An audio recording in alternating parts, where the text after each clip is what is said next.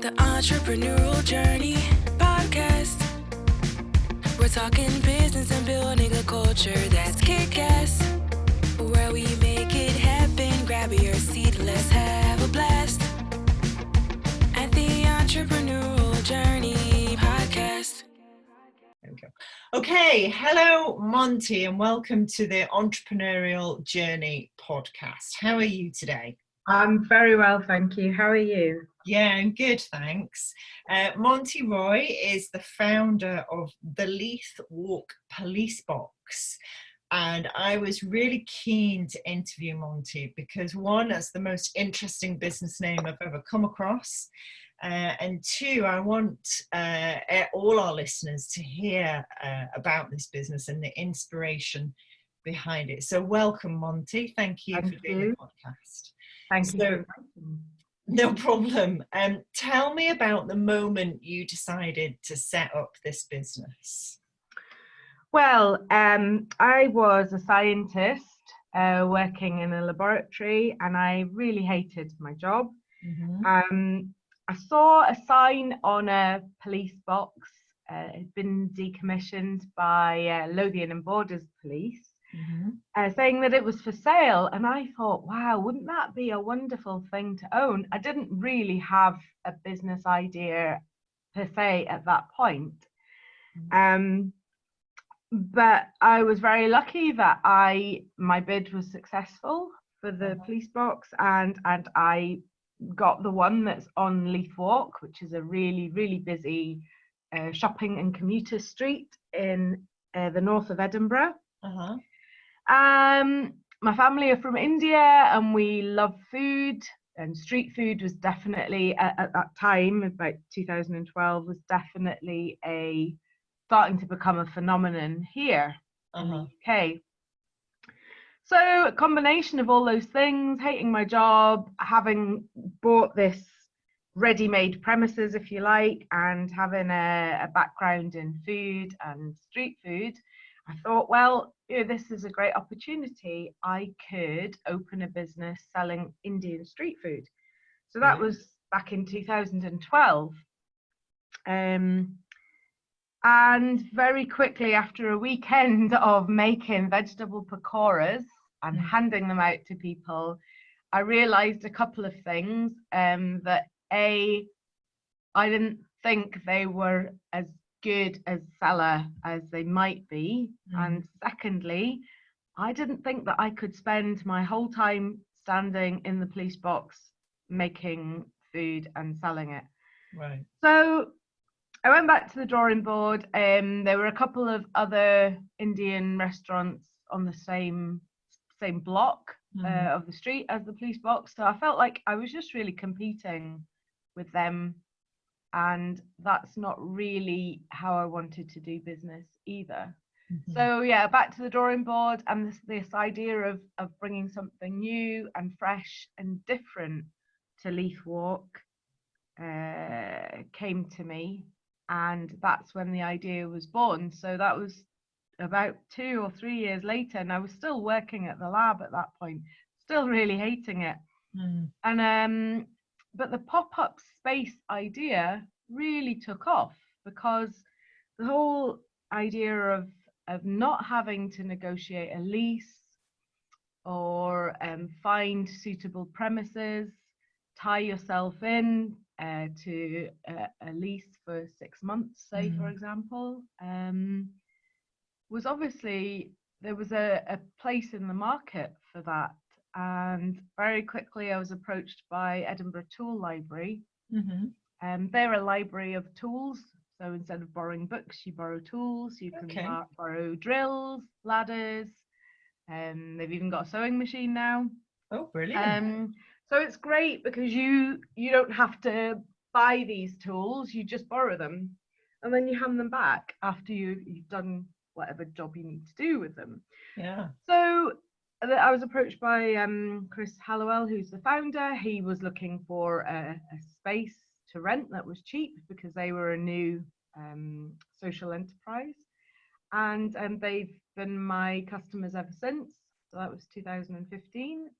And I found that as as the box became better known, I was getting more and more inquiries and bookings, and it got to the point where I realized that actually I couldn't give the box, my business, I couldn't give the business enough attention without quitting my day job. And Oh, so wow. that's what I did. And I did that in 2017. So it's been quite a long process getting to the point. So I've answered your question in a very long and roundabout way, but there wasn't really a sudden moment where I thought, oh, that, you know, this is the business, that, and this is how it's going to be. It's been a transition. There's been an evolution, Yeah. and it's taken a while to get to the point where I finally think that I have got a model that works. Yeah. And 2019 was our best year ever. In December, in the run up to Christmas and New Year, Well done. we had almost, not quite, but almost, we were at full capacity. So yes, it's been really good. Good. So that's really interesting. And I need you to explain to our listeners what a police box is, because not everybody will know what one is.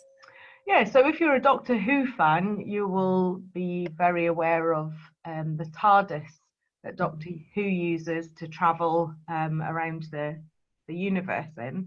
Yeah. It's essentially a box that was used by police forces in the 1900s as a way of allowing the public to get in contact with them. In the 1900s, phones were not widespread. People didn't have phones in their houses. You could go to a police box. There was a public phone in there. You would, if you needed to contact a police officer, you could open the door, pick up the handset, and speak to a police officer. Brilliant. Obviously, with the advent of phones in people's houses, mobile phones, police personal radios, the police boxes have become really not irrelevant, but just almost surplus to requirements. And because they're historic monuments, they do require quite a lot of upkeep, especially if you're trying to keep them in their sort of original form, which is what I am doing. So they varied in size depending on what city they were in. Edinburgh police boxes are really quite special because they were designed specifically by the city architect at the time, a man called Ebenezer McCrae. Wow. And they feature elements of the city's crest. So there's a moulding of the castle on the door. Right. There are laurel wreaths on each side of the box, and they're made of cast iron. Wow. So they're pretty much almost indestructible. Rust is a 4-letter word. So yes, I've spent a lot of time with rust killer and a paint scraper in my hand, trying to keep the box ship shape and looking good. So yeah, they're very small spaces, about 2 meters by 1.8 meters. And I've deliberately kept the inside of my box very much how it was when a police officer was working out of it, because I love that aspect of the history of the boxes, the fact that they were really part of the community. Quite often police officers would start their shift and there would be a line of people queuing up to speak to them, and you know, and they were embedded in the community, and sometimes I think we're missing that a little bit. But anyway, so the idea is that, you know, that there's still a little bit of history there, and I haven't changed the inside at all. And one of the things that we try and do is, and I would advise any business owners to do this, is to really try and be part of your local community. We take part in an event called Doors Open.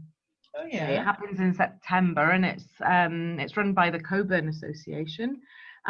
Lots of fantastic, interesting buildings are open for free to the public, and we've taken part in that. And we invite retired police officers who have worked out of the police boxes to come and speak to the public about what their experiences are. And there are some really funny stories, as you can imagine.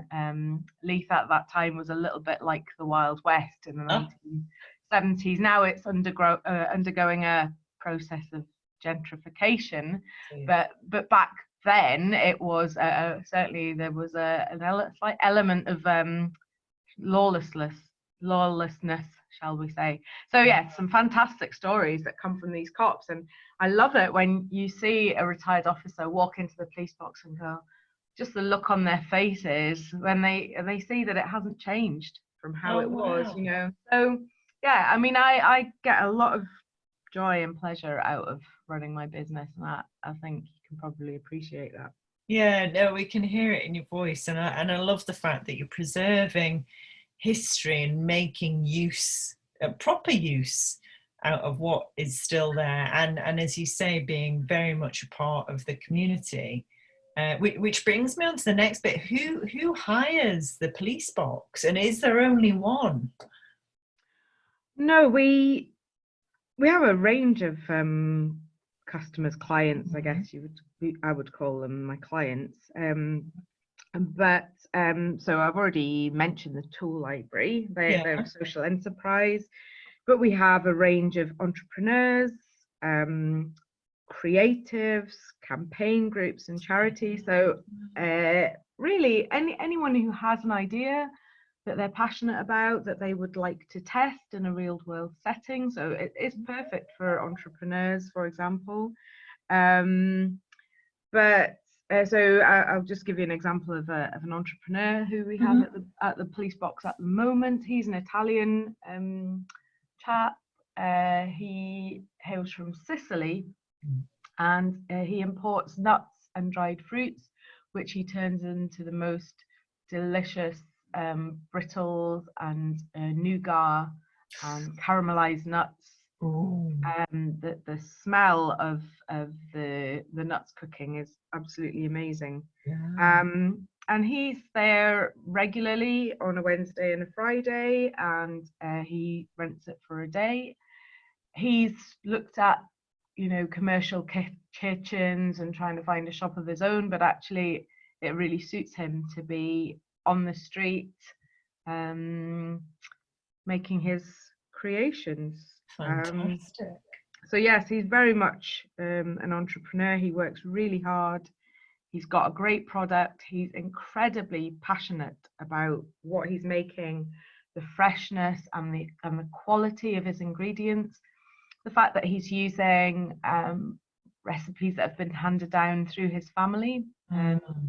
Comes from a family of Sicilian confectioners, but also he is adapting some of his recipes and using unusual and different ingredients. So for example, he made his own Scotch egg for Christmas, which is pistachios and almonds on the outside, and then on the inside whipped cream. So just he's just full of ideas. I've learned as much from him, I think, as I have having had him as a customer at the police box. And then campaign groups. We've had Take One Action. They are an organisation that are trying to change the world and make it a better place through the medium of film. And they try and inspire people to just take one action to try and change the world that we're living in and make it a better place. So they took over the box the year before last, and we had a 2-seater cinema in the box where people could watch just short Take One Action films that were very inspirational and motivational, and it was a great success. We made it into the local press because obviously it was something a little bit wacky and different, but with an important message behind what we were trying to do. And then an example of a charity, we've had the Woodland Trust, which is a UK charity that helps to preserve woodlands and trees in the UK. They're coming back to us this year. This will be the 3rd year that they've used the police box. And another local charity is called Invisible Cities. And they employ homeless people as tour guides. on walking tours. So you take part in a walking tour. You'll hear the same kind of historical information about the city, but the person, because they have experienced homelessness, can also tell you what it's like, and it's fascinating to see your own city from that perspective. Yeah. Gosh, So, wow. Yeah, so that's just a little example, a few examples of who our clients are. You can sort of see that we're trying to be socially minded. We're trying to do business a little bit differently. We can't really compete with the big boys, but we're not trying to be a big supermarket chain or Amazon or anything like that. But what we are trying to do is give these organizations, these entrepreneurs, a good start, a foot in the door, if you like, in a way that's affordable and flexible for their needs. Yeah, good. And will you, or can you add any more police boxes? I mean, how will you grow the business? Yeah, I mean, we certainly, for example, at Christmas, we really almost had reached capacity, and quite often we have to turn customers away, or we have to delay when they can actually use the police box because we don't have capacity. We only have one police box. So one of the things that does keep me awake at night is the Edinburgh tram project. It's already started, and it's started to affect businesses at the on a street that runs next to Leith Walk, which is where we're situated. Right. And when the tramworks happen, our side of the street is also going to be shut.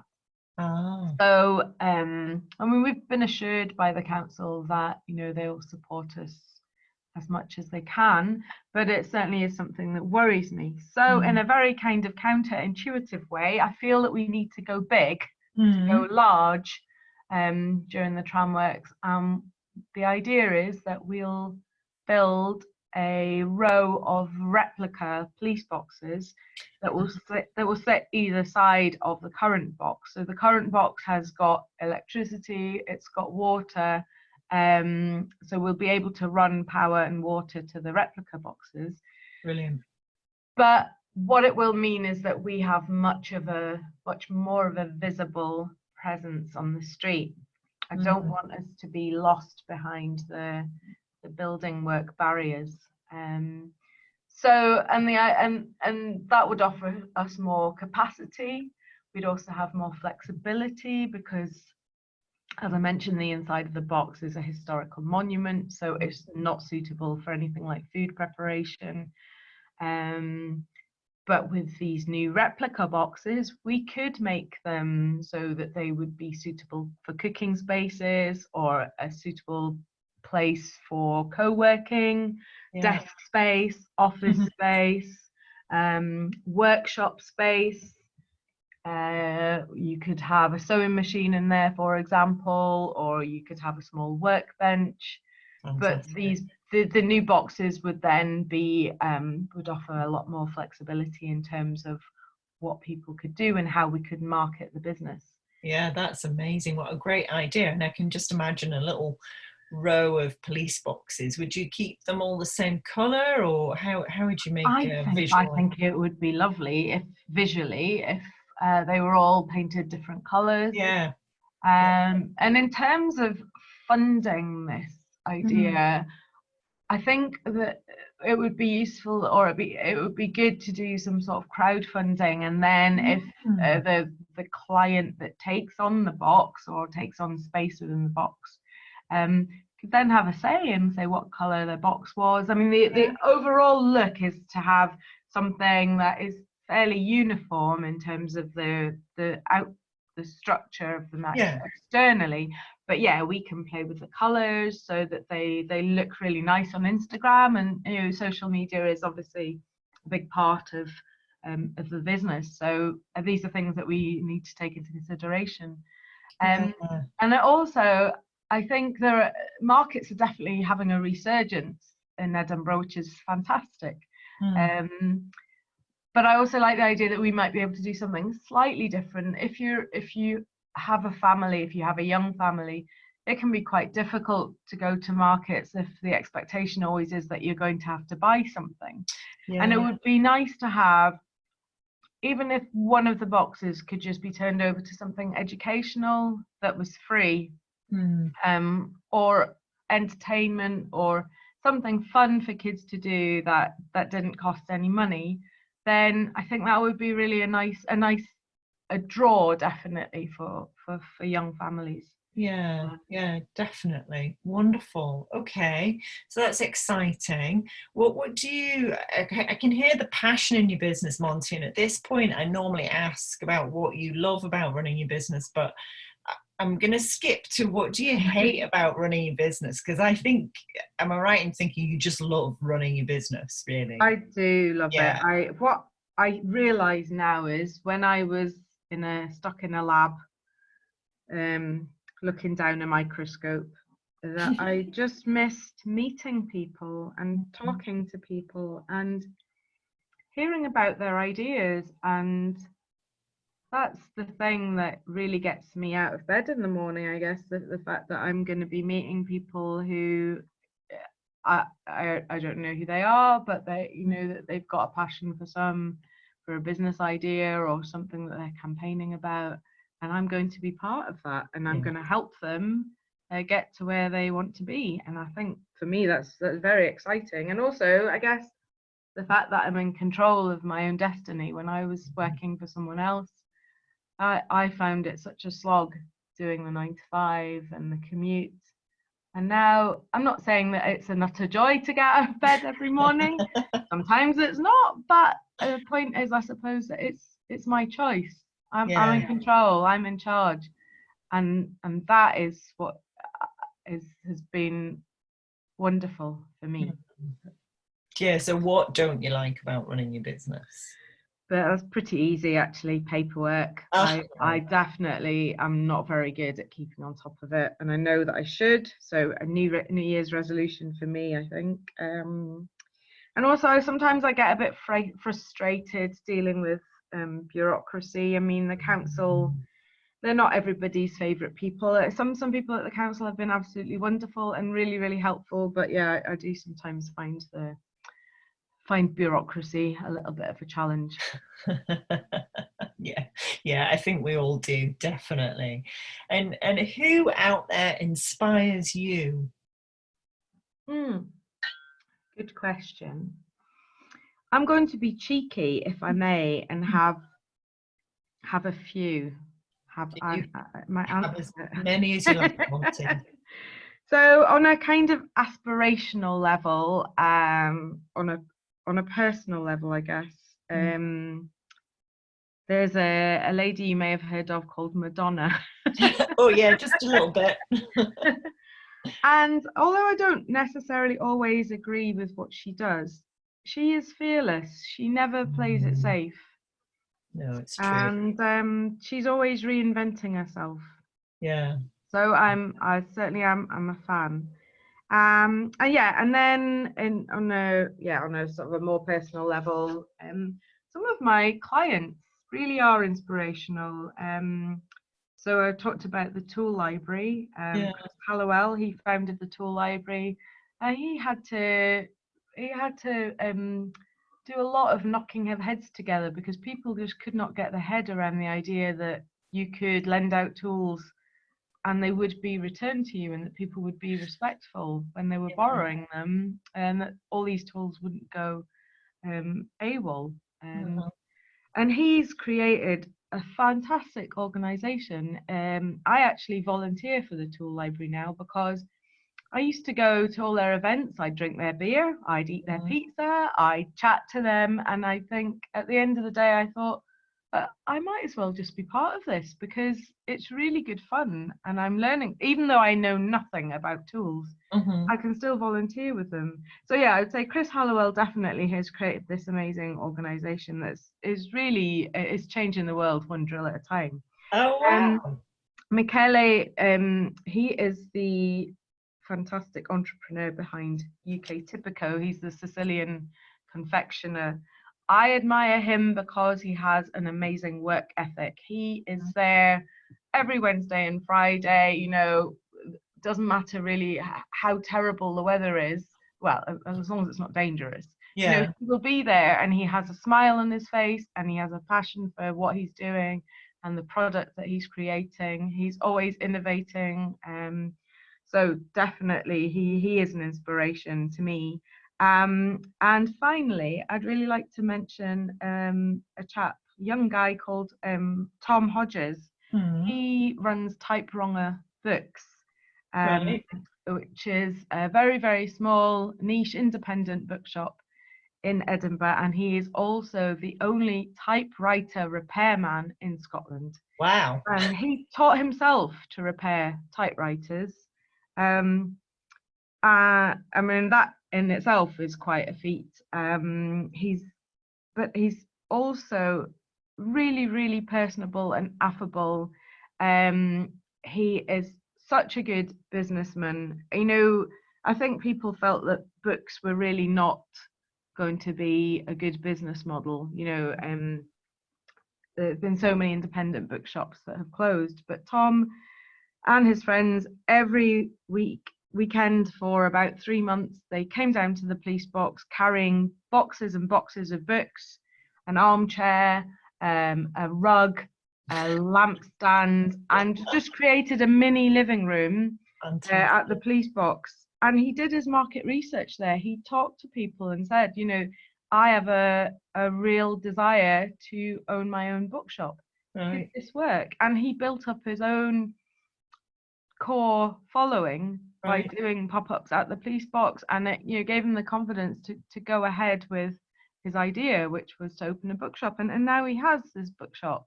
Fantastic. And we still collaborate every 5th of November. It's the day that he started trading from the bookshop.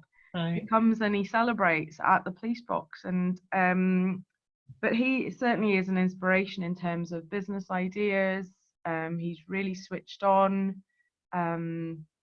Yeah, I have a lot of admiration for him too. Fantastic. And finally, Monty, if your business was a person, how would you describe their character or personality? I would say passionate about ideas, passionate about changing the way that we do things, changing the way that we do business. I would say that I'm helpful person. We want to help your business succeed. We want to help you on your way to success. And I would say that we're flexible. You know, if life doesn't always go the way that you want it to, so you just kind of sometimes have to change direction or change the way that you do something. So yeah, passionate, helpful, flexible. Brilliant, wonderful. So I know people will be dying to get in touch, so they can go to Leith Walk Police Box, and Leith is spelled Leith, and Walk is as it is, and there's no hyphens or anything like that. Nope. And they can find you on Facebook, can't they, at Leith Walk Police Box. Please follow, and also on Twitter and on Instagram. And I know you're going to be doing more on LinkedIn this year as well to attract more businesses to the police box, which is fantastic. And I think your idea of entrepreneurs who may have an idea and using your police box as a way to test that idea, that's a brilliant thing to be able to offer the entrepreneurial community, isn't it? Yes, yeah, and we can also help with social media. If you don't feel very confident, we can certainly help with the basics, and we can even help with practical things. Quite a lot of entrepreneurs are, you know, one-person businesses. And they don't have anyone else that can really help them. So we can help you with if you're actually selling physical items, or we can help with actually moving things. We can help with even just giving you a break so that you can go to the loo. Brilliant. You know, just getting you a coffee, stuff like that. It's very difficult. It's a challenge when you're a one-person business, and we totally get that, and we just want to help you as much as we possibly can. Good. Oh, that's wonderful. When you're ready to launch your crowdfunding campaign, let me know, Monty, and we'll Yes. get back on That would be to do great. that. And to our listeners overseas, because I know we have many listeners overseas, if you're coming to Edinburgh, and you should come to Edinburgh, it is a beautiful city, you'll find Monty's police box at the top of Leith Walk, which is at the east end of the city. And all you need to do is head towards the Edinburgh Playhouse and kind of keep going down Leith Walk, and you'll find it towards the top. So if you're coming to Edinburgh, do go and pop and see it and find out what's going on at the police box. Yes, and could I also just say for your listeners in the US, we did actually have a pop-up by an artist who came over. She brought a suitcase full of her creations, and she had a pop-up at the police box. There we go. So there you go. You know, the fact that we're in a different country is not necessarily a barrier. It is not. That is wonderful, Monty. Thank you so much for your time, and best of luck. Great. Thanks very much, Rebecca. Take care. Bye. Bye. The Entrepreneurial Journey Podcast. We're talking business and building a culture that's kick-ass, where we make